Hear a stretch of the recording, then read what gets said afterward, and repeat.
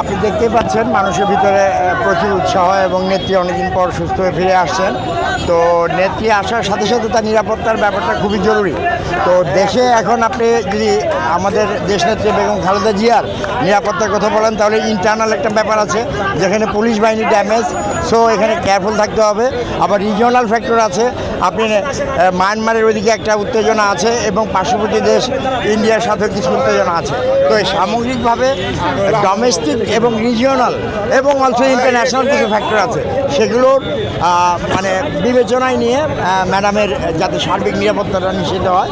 আর উনি যেহেতু এসেছেন এখন নতুন উদ্যমে নেতৃত্ব উনি দিবেন এবং আমাদের নেতা তারুণ্যের প্রতীক তারেক জিয়া সাহেব উনিও শীঘ্রই আসবেন এবং সম্মিলিতভাবে জাতীয়তাবাদী চেতনাকে নিয়ে আমরা এগিয়ে যাব, সেটাই আমাদের প্রত্যাশা। ধন্যবাদ।